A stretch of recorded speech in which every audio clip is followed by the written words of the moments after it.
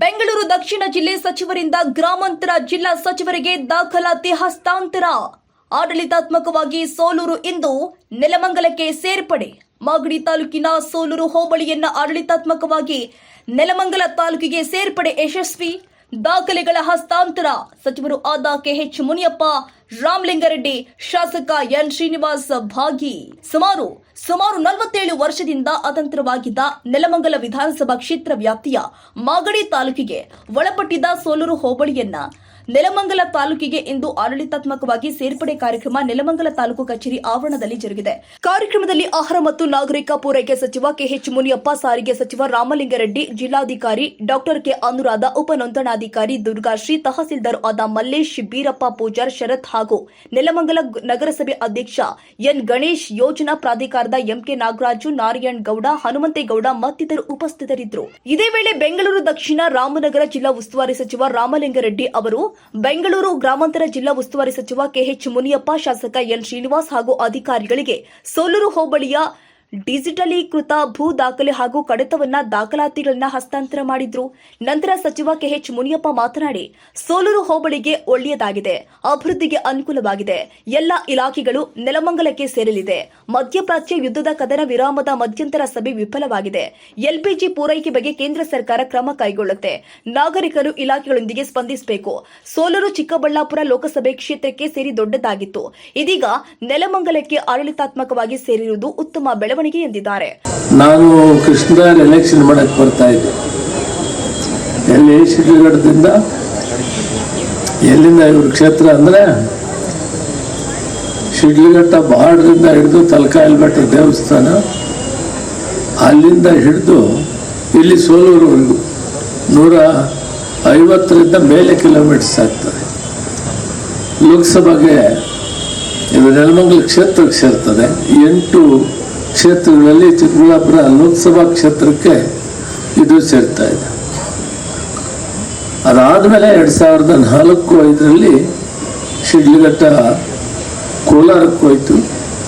ಚಿಕ್ಕಬಳ್ಳಾಪುರಕ್ಕೆ ಬೇರೆ ಯಲಹಂಕ ಇವೆಲ್ಲ ಸೇರಿ ಈ ಕ್ಷೇತ್ರ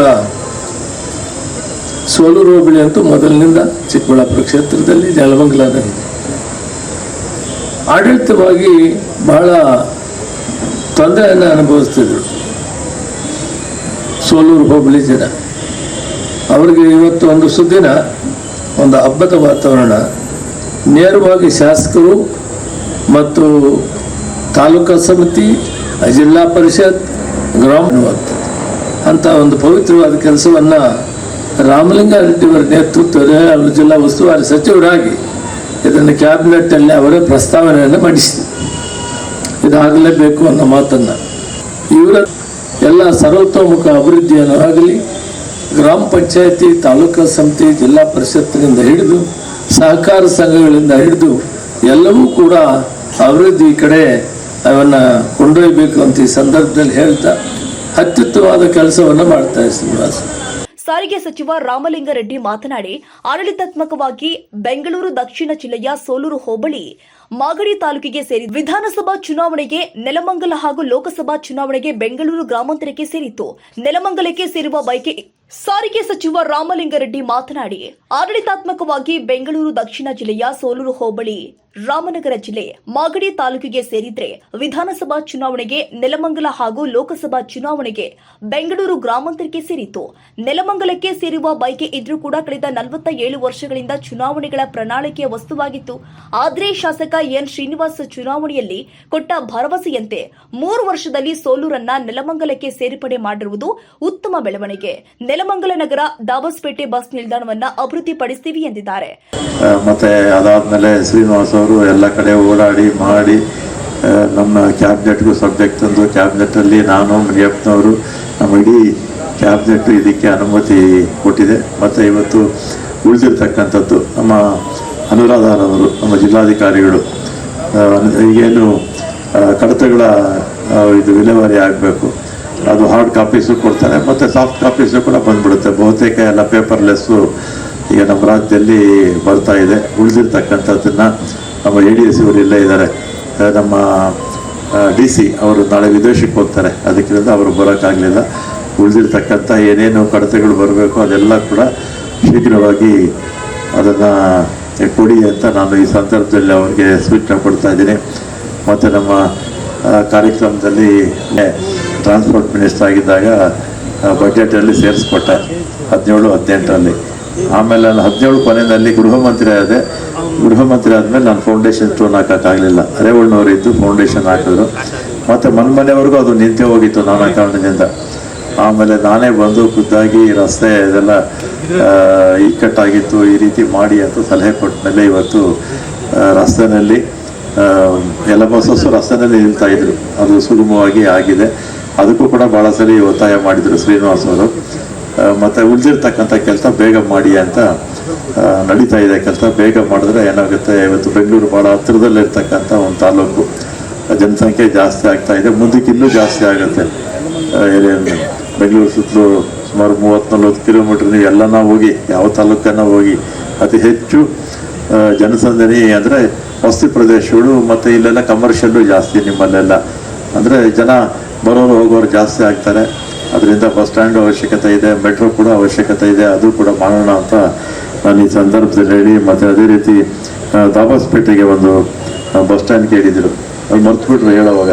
ಅದಕ್ಕೆ ನಾನೇ ಜ್ಞಾಪಿಸ್ತಾ ಇದ್ದೀನಿ.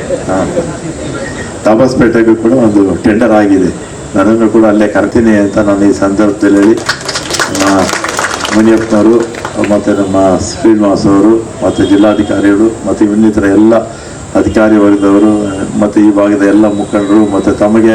ನೆಲಮಂಗಲ ಶಾಸಕ ಎನ್ ಶ್ರೀನಿವಾಸ್ ಮಾತನಾಡಿ, ಇಂದಿನಿಂದ ಸೋಲೂರು ಜನ ಆಡಳಿತಾತ್ಮಕವಾಗಿ ನೆಲಮಂಗಲ ತಾಲೂಕಿಗೆ ಸೇರಲಿದ್ದಾರೆ. 2 ಜಿಲ್ಲೆಯ ಜಿಲ್ಲಾ ಉಸ್ತುವಾರಿ ಸಚಿವರು, ಅಧಿಕಾರಿಗಳು ಈ ಕಾರ್ಯಕ್ರಮಕ್ಕೆ ಸಾಕ್ಷಿಯಾಗಿದ್ದು, ಸೋಲೂರಿನ ಸಮಗ್ರ ಅಭಿವೃದ್ಧಿಗೆ ಒತ್ತು ಕೊಡ್ತೀನಿ. ಚುನಾವಣೆ ಸಂದರ್ಭದಲ್ಲಿ ನೀಡಿದ ಭರವಸೆಯನ್ನ ಈಡೇರಿಸಿದ್ದೀನಿ. ಮುಂದಿನ ದಿನಗಳಲ್ಲಿ ಸೋಲೂರು 42,000 ಜನತೆಗೂ ಸಿಹಿ ಹಂಚಿ ಸೋಲೂರು ಉತ್ಸವ ಕೈಗೊಳ್ಳಲಿದ್ದೀವಿ ಎಂದಿದ್ದಾರೆ. ಮಾಗಡಿ ತಾಲೂಕಿಂದ ಬೇರ್ಪಟ್ಟು ನೆಲಮಂಗಲ ತಾಲೂಕಿಗೆ ಇವತ್ತು ಸೇರ್ಪಡೆಯಾಗಿ ನಾವು ನೀವೆಲ್ಲರೂ ಸೇರಿ ಅಂತ ಒಂದು ಐತಿಹಾಸಿಕ ಕ್ಷಣದ ಕಾರ್ಯಕ್ರಮವನ್ನು ಏನ್ ಮಾಡ್ತಾ ಇದ್ದೀವಿ, ಆ ಫೈಲ್ಗೆ ಮೊದಲನೇ ಬಹಳ ಧನಾತ್ಮಕವಾಗಿ ಮುನ್ನುಡಿಯದಂತ ಬರೆದಂತವರು ಸೋಲೂರು ಹೋಬಳಿ ಜನ. ತಾಲೂಕು ಆಡಳಿತ ನೆಲಮಂಗಲ ತಾಲೂಕು ಆಡಳಿತ ಮಾಗಡಿ ತಾಲೂಕು ವಿಧಾನಸಭಾ ಕ್ಷೇತ್ರ ನೆಲಮಂಗಲಕ್ಕೂ ಒಳಪಟ್ಟಿರೋದ್ರಿಂದ ಆಡಳಿತಾತ್ಮಕವಾಗಿ ಸ್ವಲ್ಪ ಸಮಸ್ಯೆ ಇದೆ, ಜನತೆಗೆ ತೊಂದರೆ ಆಗ್ತಾ ಇದೆ. ಮಾಗಡಿ ತಾಲೂಕಿನಿಂದ ಸೋಲೂರು ಇವತ್ತು ಹಸ್ತಾಂತರ ಮಾಡಿದ್ದಾರೆ. ನಾನು ಮತ್ತೆ ನನ್ನ ವಿಧಾನಸಭಾ ಕ್ಷೇತ್ರದ ಜನತೆ, ವಿಶೇಷವಾಗಿ ಸೋಲೂರು ಹೋಬಳಿಯ ಜನತೆ ಅವರನ್ನ ಸದಾ ಸ್ಮರಿಸ್ತಾ, ಇಂಥ ಕಾರ್ಯಕ್ರಮ ಯುವಕರು, ಶ್ರೀಶಕ್ತಿ ಸಂಘಟನೆಯ ಮುಖಂಡರುಗಳು, ರೈತರು ನನಗೆ 2 ವಿಚಾರ ಕೇಳ್ತಾ ಇದ್ದಿದ್ದು. ನಮ್ಮ ಸೋಲೂರು ಹೋಬಳಿ ಅತಂತ್ರವಾಗಿದೆ, ಮಾಗಡಿ ತಾಲೂಕಿಗೆ ಹೋದ್ರೆ ನಮ್ಮ ಕೆಲಸ ಕಾರ್ಯಗಳು ಆಗೋದಿಲ್ಲ, ಅಲ್ಲಿನ ಶಾಸಕರು ಬೇರೆ, ನೀವು ಇಲ್ಲಿ ನೆಲಮಂಗಲದ ಶಾಸಕರು ಬೇರೆ, ಇಲ್ಲ ಸೋಲೂರನ್ನ ಮಾಗಡಿಗೆ ಬಿಟ್ಬಿಡಿ, ಇಲ್ಲ ನೆಲಮಂಗಲಕ್ಕೆ ಸೇರಿಸ್ಕೊಳ್ಳಿ. ಇವೆರಡೇ ಅವರು ಕಂಡೀಷನ್ ಕೇಳಿದ್ದೆಲ್ಲ ಅಭಿವೃದ್ಧಿ. ಇನ್ನೊಂದು ಎಲ್ಲ 2ನೇ ವಿಚಾರ, ನನಗೂ ಇವತ್ತು ರಾಮಲಿಂಗಾರೆಡ್ಡಿ ಸಾಹೇಬರು ಸೋಲೂರಿನ ಇತಿಹಾಸದಲ್ಲಿ ಸೋಲೂರು ಹೋಬಳಿ ಕೇಂದ್ರಕ್ಕೆ ಬಂದು, ಕೇಂದ್ರ ಸ್ಥಾನಕ್ಕೆ ಬಂದು ಜನಸ್ಪಂದನ ಕಾರ್ಯಕ್ರಮವನ್ನು ಮಾಡಿದ್ರು. ಅದು ಸೋಲೂರು ಹೋಬಳಿ ಜನಸ್ಪಂದನ ಕಾರ್ಯಕ್ರಮ ಮಾಡಿದ್ದು ನಿಜವಾಗೂ ನನಗೆ ಮತ್ತು ಸೋಲೂರು ಜನತೆಗೆ ಅನುಕೂಲ ಆಯಿತು. ಅವತ್ತೇ ರಾಮಲಿಂಗಾರೆಡ್ಡಿ ಸಾಹೇಬರಿಗೆ ಅರ್ಥ ಆಗಿತ್ತು, ಇಲ್ಲಿ ಸಮಸ್ಯೆ ಜಾಸ್ತಿ ಇದೆ, ಮಾಗಡಿ ತಾಲೂಕು ಆಡಳಿತ ಸೋಲೂರಿಗೆ ಹೆಚ್ಚಿಗೆ ಸ್ಪಂದಿಸಲಿಕ್ಕೆ ಸಾಧ್ಯ ಆಗ್ತಾ ಇಲ್ಲ, ಇದು ಆದಷ್ಟು ಬೇಗ ನೆಲಮಂಗಲಕ್ಕೆ ಸೇರ್ಪಡೆ ಆಗಬೇಕು, ಇದು ನೀನು ಕೇಳ್ತಾ ಇರೋದು ಸರಿಯಾಗಿದೆ, ನ್ಯಾಯಯುತವಾಗಿದೆ ಅಂತ ಅವತ್ತು ಕಾರ್ನಲ್ಲಿ ನನಗೆ ರಾಮಲಿಂಗಾರೆಡ್ಡಿ ಸಾಹೇಬರು ಹೇಳಿದ್ರು. ಸರ್, ನಿಮ್ಮ ಆಶೀರ್ವಾದ ಇರಲಿ ಸರ್, ಮುಖ್ಯಮಂತ್ರಿಗಳ ಹತ್ರ ಸಂಪುಟದಲ್ಲಿ ತಂದು ಅನುಮೋದನೆ ಮಾಡಿಸ್ಲಿಕ್ಕೆ ಅಂತ ಅಂದ್ರು. ನಾನೇ ಹೇಳ್ತೀನಿ, ಆದಷ್ಟು ಬೇಗ ಕೆಲಸವನ್ನು ಮಾಡು ಅಂತ ನನಗೆ ಅವತ್ತು ಆದೇಶವನ್ನು ರಾಮಲಿಂಗಾರೆಡ್ಡಿ ಸಾಹೇಬರು ಕೊಟ್ಟರು. ಜಿಲ್ಲಾಧಿಕಾರಿ ಡಾಕ್ಟರ್ ಕೆ ಅನುರಾಧ ಮಾತನಾಡಿ, ಸೋಲೂರು ಹೋಬಳಿಯ ಎಲ್ಲಾ ಮತಗಟ್ಟೆಗಳು ಬೆಂಗಳೂರು ಗ್ರಾಮಾಂತರ ಜಿಲ್ಲೆಗೆ ಒಳಪಡ್ತಾ ಇದ್ವು. ಸುಮಾರು 37,000ದಿಂದ 42,000 ಜನಸಂಖ್ಯೆ, 6 ಪಂಚಾಯಿತಿ, ಜೊತೆಗೆ 15,000 ರೈತರು ಇದ್ದಾರೆ. ಭೂಮಿ ದಾಖಲಾತಿಗಳೆಲ್ಲ ಇನ್ನೊಂದು ವಾರದಲ್ಲಿ ಸಂಪೂರ್ಣ ಪ್ರತಿ ಬೆಂಗಳೂರು ಗ್ರಾಮಾಂತರ ಜಿಲ್ಲೆಯಿಂದ ಸಿಗುತ್ತೆ. ಡಿಜಿಟಲೀಕರಣಕ್ಕೆ ಒತ್ತು ನೀಡಿದ್ದೀವಿ ಎಂದಿದ್ದಾರೆ. ಈಗಾಗಲೇ ಸೋಲೂರನ್ನ ತಮ್ಗೆಲ್ರಿಗೂ ತಿಳಿದಿರೋಂಗೆ ಚುನಾವಣೆ ಏನಿತ್ತು ಅದನ್ನ ಬೆಂಗಳೂರು ಗ್ರಾಮಾಂತರ ಜಿಲ್ಲೆಯ ಅಧಿಕಾರಿಗಳೇ ನಡೆಸ್ತಾ ಇದ್ರು. ಚುನಾವಣೆಯಲ್ಲಿ 45 ಬೂತ್ಗಳನ್ನ ನಾವು ಹ್ಯಾಂಡಲ್ ಮಾಡ್ತಾ ಇದ್ವಿ. ಅಂದ್ರೆ ಬೆಂಗಳೂರು ರೂರಲ್ ಡಿಸ್ಟ್ರಿಕ್ಟ್ ಅಡ್ಮಿನಿಸ್ಟ್ರೇಷನ್ ಏನಿತ್ತು ಅದು 45 ಬೂತ್ಗಳಲ್ಲಿನ ಚುನಾವಣೆಯನ್ನ ಮತ್ತು ಎಲೆಕ್ಟ್ರಲ್ ರೋಲ್ ಅನ್ನ ನಿರ್ವಹಣೆ ಮಾಡ್ತಾ ಇತ್ತು.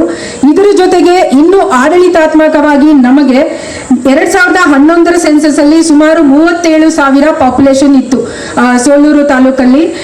ಈಗ ಪ್ರೊಜೆಕ್ಟೆಡ್ ಪಾಪ್ಯುಲೇಷನ್ ಸುಮಾರು 42,000 ಇದೆ. ಆ 42,000 ಈಗ ನೆಲಮಂಗಲ ತಾಲೂಕು ಬೆಂಗಳೂರು ಗ್ರಾಮಾಂತರ ಜಿಲ್ಲೆಗೆ ಸೇರುತ್ತೆ. ಹಾಗೂ ಒಟ್ಟು ಸುಮಾರು 68 ಕಂದಾಯ ಗ್ರಾಮಗಳು ಪ್ಲಸ್ ಇನ್ನೂ ಹೊಸ ಉಪಗ್ರಾಮಗಳನ್ನ ರಚಿಸಲಾಗಿದೆ. ಇದು ಎಲ್ಲಾನು ಸೇರಿ 152 ಗ್ರಾಮಗಳು ಈಗ ಬೆಂಗಳೂರು ಗ್ರಾಮಾಂತರ ಹಾಗೂ ನೆಲಮಂಗಲ ವ್ಯಾಪ್ತಿಗೆ ಬರ್ತದೆ. RTCಗಳು ನಿಮ್ಮ ಪಹಣಿ ಅಂತ ಏನ್ ಹೇಳ್ತೀರಿ ಅದು ಸುಮಾರು 25,000 RTCಗಳು ನಮ್ಮ ವ್ಯಾಪ್ತಿಗೆ ಬರುತ್ತೆ ಈಗ. ಮತ್ತು ಫಾರ್ಮರ್ಸ್ ಇಂಡೆಕ್ಸ್ ಇಂದ ಅದರನ್ವಯ ಸುಮಾರು 8,000 ಜನ ರೈತರಿದ್ದಾರೆ ಸೋಲೂರು ಹೋಬಳಿಯಲ್ಲಿ. ನಮ್ಮ ಅಂಶದ ಪ್ರಕಾರ, ನಮ್ಮ ಅಂದಾಜಿನ ಪ್ರಕಾರ ಸುಮಾರು 15,000 ರೈತರು. ಅವರೆಲ್ಲರದು ದಾಖಲಾತಿಗಳು ಹಾಗೂ ಬೇರೆ ಏನೇ ಆಡಳಿತಾತ್ಮಕದ ಕಾರಣಗಳಿರುತ್ತೆ ಅಥವಾ ವ್ಯವಹಾರಗಳಿರುತ್ತೆ ಅದೆಲ್ಲ ಇನ್ನು ಬೆಂಗಳೂರು ಗ್ರಾಮಾಂತರ ಜಿಲ್ಲೆ ನಿರ್ವಹಿಸುತ್ತೆ. ಮತ್ತು ರೆಕಾರ್ಡ್ ರೂಮ್ ಏನಿದೆ ಈಗಾಗಲೇ ಸೋಲೂರು ಹೋಬಳಿಯಲ್ಲಿ ಕಂದಾಯ ದಾಖಲೆಗಳಿರ್ಬೋದು ಅದು 100% ಡಿಜಿಟೈಸ್ ಆಗಿದೆ. ಸೊ ಈಗ ಅದನ್ನ ಜಸ್ಟ್ ನಮ್ಮ ಜಿಲ್ಲೆಗೆ ಟ್ರಾನ್ಸ್ಫರ್ ಮಾಡೋದಷ್ಟೇ ಇರುತ್ತೆ. ರೆಕಾರ್ಡ್ ರೂಮ್ ಅಲ್ಲಿ ನಾವು ಏನು ಹಾರ್ಡ್ ಕಾಪೀಸ್ ಏನಿರುತ್ತೆ ದಾಖಲೆಗಳದು ಅದನ್ನ ನಾವು ಹಂತ ಹಂತವಾಗಿ ನಾವು ಈ ಕಡೆ ಟ್ರಾನ್ಸ್ಫರ್ ಮಾಡ್ಕೊಳ್ತೀವಿ. ಮತ್ತು ಈಗ ಗ್ರಾಮ ಪಂಚಾಯತಿ ವಿಷಯಕ್ಕೆ ಬಂದ್ರೆ 6 ಗ್ರಾಮ ಪಂಚಾಯತಿಗಳು ಇನ್ ಮುಂದೆ ನೆಲಮಂಗಲ ತಾಲೂಕಿಗೆ ಸೇರುತ್ತೆ ಹಾಗೂ ಬೆಂಗಳೂರು ಗ್ರಾಮಾಂತರ ಜಿಲ್ಲೆಗೆ. ಇದು ಎಲ್ಲರದ್ದು ತಮಗೆ ಗೊತ್ತಿರೋಂಗೆ ಈಗ ನಾವು ಪೇಪರ್ ಮೂಲಕ ಆಡಳಿತವನ್ನ ನಡೆಸೋದು ಬಹಳ ಕಡಿಮೆ ಆಗಿದೆ ಕರ್ನಾಟಕ ಸರ್ಕಾರದಲ್ಲಿ. ಇದು ಎಲ್ಲವನ್ನು ಇನ್ನೊಂದು ವಾರದಲ್ಲಿ, ಈ ದಿನ ಸೋಮವಾರ ಇದೆ, ನೆಕ್ಸ್ಟ್ ಸೋಮವಾರದಷ್ಟೊತ್ತಿಗೆ ನಮ್ಮ ಕಂಪ್ಯೂಟರೀಕೃತ ಅಥವಾ ಗಣಕೀಕೃತ ದಾಖಲೆಗಳಲ್ಲಿ ಏನನ್ನು ನೆಕ್ಸ್ಟ್ ಮಂಡೇ ಅಷ್ಟೊತ್ತಿಗೆ ನಮ್ಮ ಜಿಲ್ಲೆಗೆ ಶಿಫ್ಟ್ ಆಗಿರುತ್ತೆ. ಅಂದ್ರೆ ಫಾರ್ ಎಕ್ಸಾಂಪಲ್ ಅಷ್ಟೊತ್ತಿಗೆ ಇದು ಸೆಟ್ಲ್ ಆಗಿರುತ್ತೆ. ಮತ್ತು RRT ಕೇಸಸ್ ಅಥವಾ ತಮ್ಮ ಕಂದಾಯ ವ್ಯಾಜ್ಯಗಳೇನಿದೆ ಅದು 184 ಕೇಸಸ್ ಇದೆ. ಅದನ್ನು ಸಹ ಇನ್ನು ಮುಂದೆ ನಾವೇ ನಿರ್ವಹಣೆ ಮಾಡ್ತಾ ಇರ್ತೇವೆ. ಇಷ್ಟು ಆಡಳಿತಾತ್ಮಕವಾದ ಅಂಕೆ ಸಂಖ್ಯೆಗಳನ್ನ ನಿಮ್ಮ ಮುಂದೆ ಇಡುತ್ತಾ ಬೆಂಗಳೂರು ಗ್ರಾಮಾಂತರ ಜಿಲ್ಲೆ ಎಲ್ಲ ಹಂತದ ಅಧಿಕಾರಿಗಳು, ಜಿಲ್ಲಾಡಳಿತದ ಅಧಿಕಾರಿಗಳು ಸಹ ಸೋಲೂರು ಹೋಬಳಿಯನ್ನು ಇನ್ನಷ್ಟು ಪ್ರಗತಿಯತ್ತ ಕೊಂಡೊಯ್ಯಲು ಸನ್ನದ್ಧವಾಗಿದೆ ಅಂತ ಹೇಳ್ತಾ